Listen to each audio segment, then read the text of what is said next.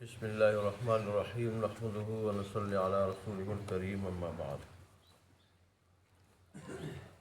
عن ابن عباس قال قال رسول اللہ صلی اللہ علیہ وآلہ وسلم من سمع المنادی ولم يمنعه من اتباعه عذر قالوا وما العذر قال خوف ومرض لم تقبل منه الصلاة التي صلى۔ عبداللہ ابن عباس سے روایت ہے کہ رسول اللہ نے فرمایا، جو شخص نماز باجماعت کے لیے مؤذن کی پکار سنے یعنی اذان سنے اور اس کی تابعداری کرنے سے یعنی جماعت میں شریک ہونے سے کوئی واقعی عذر اس کے لیے مانع نہ ہو اور اس کے باوجود وہ جماعت میں نہ آئے بلکہ الگ ہی اپنی نماز پڑھ لے تو اس کی وہ نماز اللہ کے ہاں قبول نہیں ہوگی۔ بعض صحابہ کرام نے عرض کیا، حضرت واقعی عذر کیا ہو سکتا ہے؟ آپ صلی اللہ علیہ وسلم نے ارشاد فرمایا، جان و مال کا خوف یا مرض۔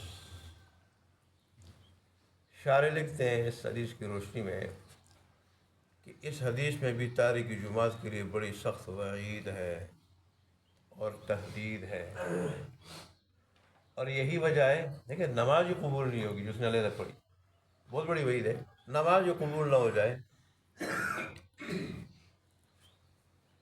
تو پھر ظاہر ہے پھر اس نماز پڑھنے کا فائدہ کیا ہے؟ اس لیے تو بعض ائمہ اس حدیث کی بنا پر کہتے ہیں کہ جماعت کے ساتھ نماز پڑھنا یہ اسی طرح فرض ہے، فرض عین ہے جماعت کے ساتھ نماز پڑھنا، جیسے نماز پڑھنا فرض عین ہے ہر آدمی کے اوپر۔ ان کے نزدیک جماعت یہ نماز کے لیے شرائط نماز میں سے، جیسے وضو شرائط نماز میں سے، وضو شرائط نماز میں سے ہے، تو اسی طرح جماعت بھی نماز کے لیے شرائط میں سے، شرائط نماز میں سے، اس کے بغیر نماز جو ہے وہ نہیں ہوتی، نماز ہوتی نہیں ہے وہ کہتے ہیں، جیسے وضو کے بغیر نماز نہیں ہوتی، تو اس طرح جو ہے جماعت کے بغیر نماز نہیں ہوتی اس حدیث کی بنا پر۔ اور جمہور کے نزدیک ایسا نہیں، وہ کہتے چلا علیحدہ نماز پڑھ لی نماز تو ہو جائے گی، لیکن بہت ناقص ادا ہوگی، بہت ناقص ادا ہوگی، اور اس سے ثواب بھی کم ملے گا، ثواب میں بھی کمی ہوگی۔ اور ظاہر ہے جماعت کے ساتھ نماز پڑھنے کا خاص الخاص اجر تو یہ ہے کہ اللہ کی رضا ملتی ہے، اللہ کی، تو ظاہر ہے یہ خاص الخاص نقصان یہ مل جاتا ہے انسان کو کہ اللہ کی رضا سے محروم ہو جاتا ہے۔ جماعت کے ساتھ نماز نہ پڑھنے سے اللہ کی رضا سے محروم ہو جاتا ہے۔ آج کل تو مصیبت یہی ہے، موبائلوں کے ساتھ کھیلتے رہتے ہیں بدبخت۔ ہمارے بعد مولوی بھی ایسے ہیں، اللہ معاف کرے، 14ویں صدی کے، موبائلوں کے ساتھ، اور قاری موبائلوں کے ساتھ کھیلتے رہتے ہیں اور پھر فجر کی جماعت میں نہیں ہوتے۔ یہ کس قدر بدبختی کی بات ہے۔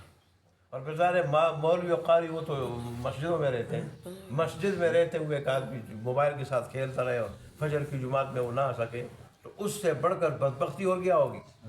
وہ تو ڈبل عذاب ہے، اور لوگوں کے مقابلے میں ایسے مولویوں قاریوں کے لیے ڈبل عذاب ہے۔ اللہ تبارک و تعالیٰ معاف فرمائے، کبھی عذر کی وجہ سے آنکھ نہ کھل سکے یا کوئی بیمار ہو، یا جیسے اس میں آیا ہے راستے میں کوئی خوف ہے، درندہ ہے، کوئی دشمن کا خوف ہے، وہ الگ بات ہے، لیکن بغیر عذر کے موبائل کے ساتھ کھیلتے رہنا اور فجر کی جماعت میں نہ ہونا، اللہ کی رضا سے محروم ہو جانا، اللہ کی رضا سے محروم ہو جانا، کیونکہ بغیر جماعت کے جو نماز پڑھتا ہے اللہ اس سے ناراض ہوتا ہے، پڑھنے کے باوجود، نماز پڑھنے کے باوجود اللہ ناراض ہوتا ہے اس سے۔ اللہ ہمارے حال پہ رحم فرمائے۔ کس چیز کے ہم مسلمان ہیں، کس چیز کے ہم مومن ہیں؟ یہ تو شکر ہے ہمارے اوپر پتھروں کی بارش نہیں ہو رہی۔ وہ یہودیوں نے تو صرف ہفتے کے دن مچھلی کا شکار کیا تھا، مچھلی کا شکار کیا تھا، منع کیا تھا ان کو، اور وہ بھی ہیلا کر کے، بالکل کھلی بغاوت بھی نہیں کی تھی، انہوں نے ہیلا کیا تھا، بلکہ اس سے پہلے دن یا آگے پیچھے دن وہ دریا کے کنارے چھوٹے چھوٹے کھڈے بنا دیتے اور ان کھڈوں میں جب پانی کے ساتھ مچھلی بھی چلا جاتا پھر بند لگا دیتے اور پھر جو ہے وہ کیا کر رہے تھے ہفتے کے دن چھوڑ کے اتوار کے دن یا پیر والے دن یا آگے پیچھے ہفتے کے دن چھوڑ کے مچھلیوں کو شکار کر لیتے تھے. پھر کہتے دیکھو جی ہم نے تو ہفتے کے دن شکار نہیں کیا مچھلیوں کا, اور ہفتے کے دن کیا کرتے ہیں کھڈے بنا کے پانی چھوڑ کے جب مچھلی پانی دونوں جو ہے اس میں چلے جاتے تو پھر جو ہے وہ بند لگا دیتے. اللہ نے ان کو جو ہے نا وہ خنزیر اور بندر بنا دیا, بوڑھوں کو خنزیر بنا دیا کہ بڑھاپے میں اللہ کی بغاوت کرنا یہ ڈبل جرم ہے, انتہائی اللہ کو مبغوض ہے. اس لیے کہ شیخ زانی کے الفاظ آتے ہیں کہ بوڑھا زانی یہ اللہ کو بہت برا لگتا. زنا تو ویسے بھی برا ہے, بے حیائی ہے, اس کے قریب جانے سے اللہ نے منع کیا ہے وَلَا تَقْرَبُوا الزِّنَا إِنَّهُ فَاحِشَةٌ, انہو کانا فاحشہ یا انہو فاحشہ, صحیح بھی الفاظ مجھے یاد نہیں ہے, لیکن اللہ نے فرمایا کہ زنا کے قریب مت جاؤ, اس لیے کہ زنا بے حیائی ہے. تو اس بے حیائی کے قریب اگر بوڑھا جاتا ہے اللہ فرماتے ہیں مجھے انتہائی برا لگتا ہے. تو ایسے اللہ نے بوڑھوں کو خنزیر بنا دیا اور جوانوں کو اللہ تبارک و تعالیٰ نے بندر بنا دیا تھا.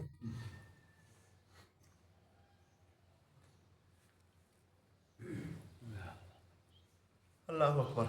تو ایسا آدمی جو جمعہ کے ساتھ نماز نہ پڑھے اللہ اس سے ناراض ہوتا ہے, اللہ کی رضا سے محروم ہو جاتا ہے. اور ظاہر ہے اگر ساری زندگی ایسا کیا تو پھر اللہ کے پاس جائے گا اس حال میں کہ اللہ اسے ناراض ہوگا, اللہ اس پہ غضبناک ہوگا. میں نے تیرے اوپر کامل نماز فرض کی تھی اور کامل ادائیگی جمعہ کے ساتھ نماز کی صورت میں تھی, اور تجھے میرے حبیب نے بتایا تھا, علماء نے بتایا تھا کامل ادائیگی جمعہ کے ساتھ نماز پڑھنا ہے, اس کے باوجود تو جمعہ کے ساتھ نماز کیوں نہیں پڑھتا؟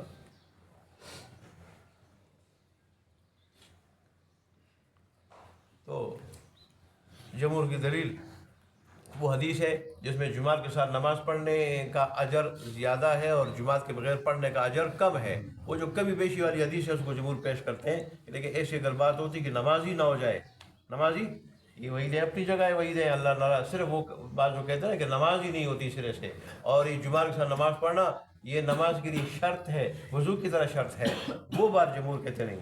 باقی جو بات ہے کہ انتہائی ناقص ادا ہوتی ہے, ثواب میں کمی ہوتی ہے, اللہ ناراض ہوتا ہے اور اللہ کی رضا سے انسان معروم ہو جاتا ہے, اللہ کی رضا سے معروم ہوتا ہے. اپنی جگہ ہے, صرف یہ بات کہ نماز ہی نہ ہو اس کے لیے وہ کہتے ہیں کہ نہیں نماز تو ہو جائے گی, اور پھر وہ حدیث کو پیش کرتے ہیں کہ جس میں جمعہ کے ساتھ نماز پڑھنے کا زیادہ ثواب بتایا گیا ہے اس کے مقابلے میں کہ جمعہ کے بغیر نماز پڑھی جائے.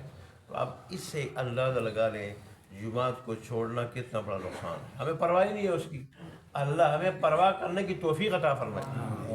یا تو پڑھیں گے نہیں, یا اگر پڑھیں گے تو وہ میرے استاد تھے, وہ کہتے ہیں پھر مجرموں کی طرح کھڑے ہو جائیں گے. وہ ہمیں کہتے ہیں آپ کو پتہ ہے نماز کا مجرم کیا ہے؟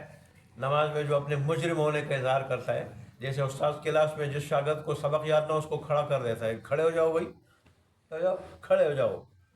تو ایسے ہی یا عدالت میں جج کے سامنے مجرم کھڑا ہوتا ہے اور اس کو سزا سنائی جاتی ہے, تو وہ فرماتے تھے یہ جو عادت بنا لیتے ہیں, کبھی کبھار عذر کی وجہ سے الگ بات ہے, کبھی کبھار عذر کی وجہ سے ٹھیک, کبھی کبھار شاذ و نادر, لیکن جو عادت بنا لیتے ہیں کہ ہر نماز میں کھڑے ہو کے مسبوق بن جانا اور رکعتوں کا چھوٹ جانا اور اس طرح رکعتیں چھوٹ کے کھڑے ہو کے نماز پڑھنا, رکعتوں کو قضا کر دینا, ساری نماز جمعہ کے ساتھ شروع سے نہ پڑھنا.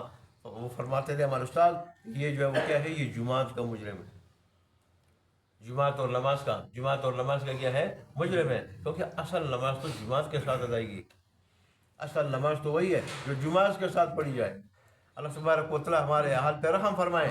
تو دیکھیں اگر جمعہ کے ساتھ انسان نماز پڑھے تو 27 نمازوں کا ثواب مل جاتا ہے. کہاں ایک نماز, کہاں 27 نماز.